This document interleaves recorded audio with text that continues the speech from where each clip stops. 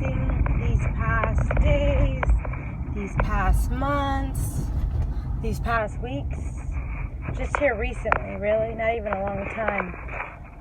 What I'm really finding is that the person that is the smartest in life, they don't always necessarily win.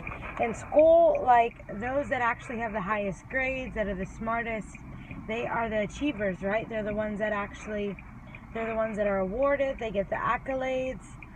But in life, it doesn't work that way, because even if you have smarts, if you're not willing to apply yourself, then you won't win. You will not succeed. You could know everything to do. You can know what you need to do, know how to fix your life, know how to fix your credit, know how to fix yourself, know that you need to get healing in your heart and from your past or whatever. Know that you shouldn't marry that guy. Know that you shouldn't, take that job. Know that you shouldn't go that place, But that doesn't necessarily mean that you're going to do it. And so here I am, this person. I've always been the person that I'm not the smartest. In fact, I'm probably the least smartest, always in every crowd. Among my friends, I'm not the smartest. I'm by far not the most educated. In fact, I only have a high school education. Started school but didn't finish. But I am that person that is relentless, that will not stop, that will not be outworked. And I'm finding that this is how you win in life. And it's really interesting, because it's rewiring. I have to literally reprogram myself, rewire myself from, I used to feel embarrassed, the fact that I didn't finish college, and the fact that I don't know all these big words, and when I write, writing is not an absolute strength of mine, and neither is speaking. But it's not about that. It's a matter of, if you apply yourself at all, and the areas that you're not, sharpest, do you work on them, or do you do nothing? And so I'm finding that it's the people in life that are willing to push through, that have to work harder to just be average, just to get good grades, are the ones that actually succeed, because we know what it's like. Everything in life has came to us. We've had to work for it. Nothing comes easy, And so I'm finding that the true secret in life is not knowledge. It's application, putting in the work, working your ass off, working your face off. So what if you're tired? So what, if you're anything? All those excuses, so what to all of them? How about that? Your next excuse, every time you want to give yourself an excuse, put a so what at the end of it, and then just do it. I am, quite sick of people robbing themselves of a good life simply because they lack the willpower to be hardworking. So what? It's gonna hurt. So what? It's not what you want to eat. So what? He needs you. So what? You love them. So what? Do what's best in the outcome. Stop robbing yourself of this low quality of life, low quality finances, low quality friendships, low quality, living environment, low quality credit, low quality, car.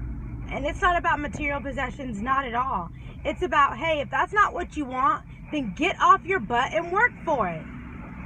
You don't have to have the things that you don't desire. You get to have the things that you desire in life. Happiness, love, good friendships, freedom, financial freedom, travel, but people refuse to do the work.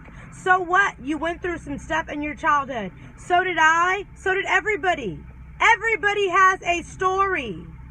So stop replaying yours. Stop thinking that yours is more painful. Yours is more. Maybe it is. Guess what? That means you'll go further. You'll go farther. But we can't pick ourselves up from our past. We keep on replaying them. And it's only, setting us backwards.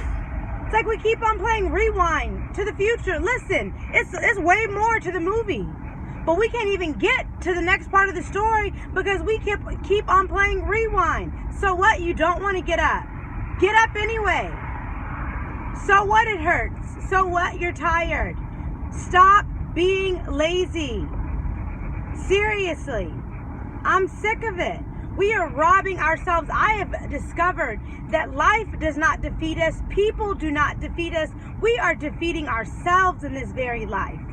And it is breaking my heart to see a bunch of grown adults living a half-full life, and then we capture moments of greatness and we want to pretend that life looks that way. No, that's not the reality. We really have to get that anxious. Like that serious, get serious about planning our lives and working towards creating the dream and stop pretending. Seriously.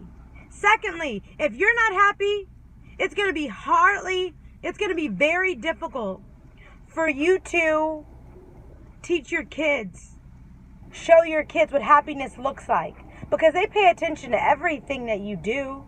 It's more than what you say. So you could be pretending like you're happy. If you're pessimistic, if you see the glass half empty, if you're defeated, if you have a woe is me mentality, you're teaching your kids to be that. So then you want to get mad when they get bullied or when they're not standing up for themselves. Well, you're not standing up to people either. You're not standing up to life, your employer, your boss, your friends, your husband, your debt. Boss all the way up. Seriously. We don't get to be grown kid adults. One of my friends told me that she's like, we're just a lot of adults are just a bunch of grown kids. They don't do what they're supposed to do. Nobody wants to do laundry. So what? Do it. Do you think why do you have to tell your kids to clean their room? Because they don't want to do it. So parent yourself on this very day, in this very life, because you only get one. At the end of your life, do you want to finish it with, I wish I coulda, woulda, shoulda, all that, nutta, dutta? No, get to work. It's hard getting up. Some days I fall off. This week, I didn't get up at 4 a.m. to go work out. I woke up, I hit the snooze. I made excuses. So what? That doesn't mean that I didn't work out the rest of the days. That doesn't mean that I didn't work out that day. That just means that I had to work harder because I didn't get a jump start on my day. So when I got on the treadmill, I said, guess what? So what if you're starting to speed at 2, Cortney? You have to kick it up to 8 or 9 because you started the day late. You're starting your mile slow. It's not how you start, it's how you finish. And so the aftermath was I got a mile time that I typically don't get when I'm just cruising and I'm perusing when I'm working out. But I was reprogramming my mind that it's really not how you start. It's when do you decide to kick a shift and to remain in that gear, and then when you're pushing yourself, then kick it to a new gear. And, on the days when it's really tough, that's when you surround yourself with people that love you, that are pushing themselves, and that are going to push you and that are not going to say, hey, it's okay to be sad, to be lazy, to go have a drink. No, it's not okay. It's not okay. Surround yourself with people that are pushing themselves. Otherwise, it's like planting yourself in soil that's being watered with soda. It will not grow. Don't expect to be a healthy seed. And maybe some people are like, man, how come I'm not growing? Well, that used to be my little question too. Like, man, I feel like I've plateaued. I'm doing good. I'm doing better than everybody else. I never would say that, but I was secretly thinking that. So I could, chillax a little bit because I was working, or it appeared I was better off than others. But no, I don't get to do that. I have to now plant myself with people that work harder than me, that want it more than me. And it may not be in every area of, my life or their life. Our lives don't have to look the same. They don't have to have the same career path that I do. But there has to be an area of their life that I have admiration for. And I'm like, man, I want to be strong like them. I want to be smart like them. I want to be diligent. I want to be efficient like them. I want to be on time like them. I want to be, a planner like them. I want to be a giver like them. I want to be as diligent as them. Like, that's what you surround yourself with. Not the people that I want to have more like them. Like, that's secondary. That is absolutely secondary. The coolest life is one where you're filled on the inside. Because when you're filled on the inside, you're just shooting out. You just have so much love in you. It's overflowing. You're sharing. You're caring. You're happy. Life is good. When somebody, cuts you off on the road, you don't let it piss you off. You're not quick to explode because you're in a great place. Where some of us, we live life the other way. We want the appearance of a good life. And while the world thinks we have one, we're, again, robbing ourselves of a real one, because we'd rather appear like we have a good life than actually create one.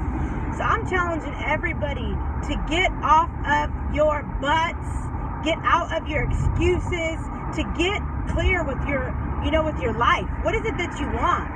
What is it that you desire? Is it a relationship? Is it a marriage? Is it, a better job? A better what? Stop overthinking. Sometimes I remember when we were little kids, my mom read us something, and we read a book, or I forget what it was, but it was like, I thought a thought, and the thought I thought wasn't the thought I thought.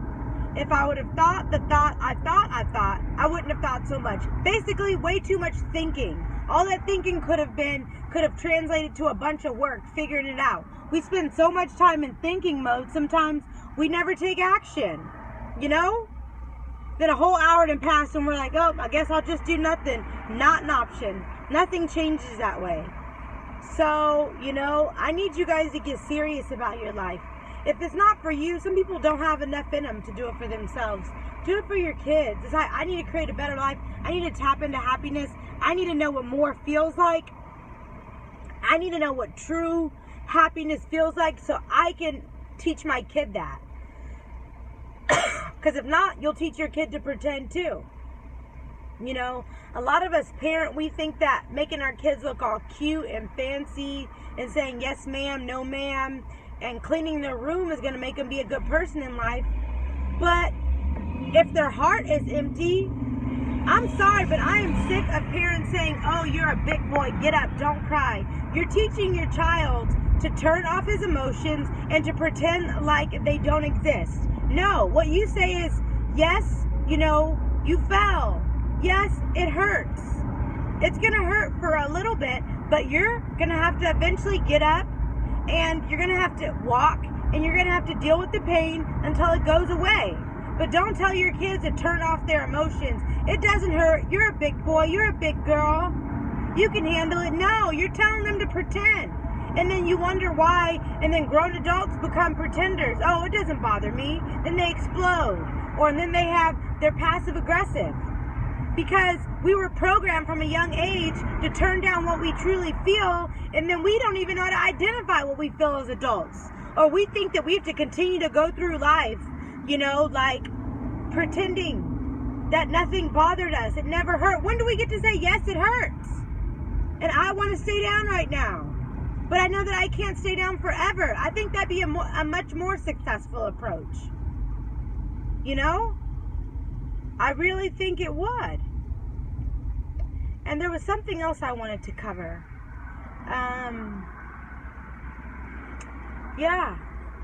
Emotions, parenting. I'm not a parent, and most people say like, hey, never take advice from someone that's not a parent or that doesn't.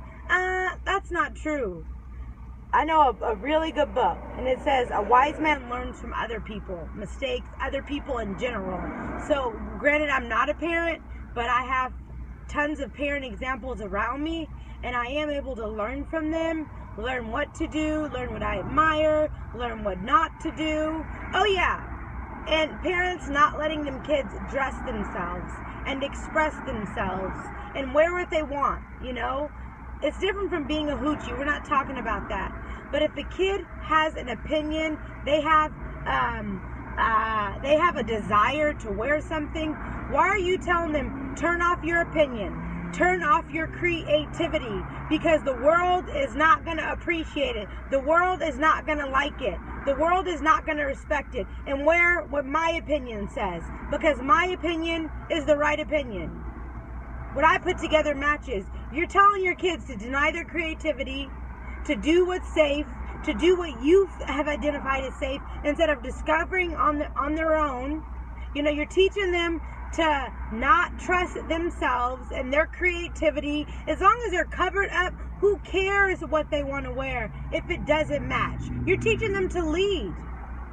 If they feel comfortable in it and it's, you know, an orange shirt and some yellow pants and, you know, one cowboy boot and one whatever shoe, you're teaching them it's okay to tap into yourself and to express yourself. As long as it's not harmful to someone else, then be who you are. Let's focus on managing the major things and ignoring the minor things. We manage the minor things and ignore the major, and it's a problem because it's a bunch of grown, lost adults that are copying, and then we're saying like, dang, everybody, you know, why is she copying her? Why is she copying him? Well, from a young age, you told your kid, you taught them how to follow. First, follow you and your opinion over their own, your creativity instead of theirs. And then you're mad because they don't know how to be creative, or they don't know how to lead. Now you're asking them, telling them don't be a follower when they're in junior high, after they've had to follow and turn down their little minds. It's just, you know, we really have to stop and we really have to think, you know, and go about life different. We have to. We have to. And lastly, let's not be so busy that we forget to live. Too busy with work, too busy with social media, too busy with everything, that we forget to tap into ourselves, to learn who we are, what we like. What's Courtney's color at 30? Because Courtney's favorite color at 19, all those things matter. Like, yes, it's still, you have to get to know yourself, you know, before you can ever, you know, really be able to share yourself with someone else. It's so important. So that's all that I have to say for the day. I've just been, you know, thinking a little bit. So sorry if I'm going on to the break of dawn, but life is precious and it's valuable. And it just breaks my heart. It really, really does.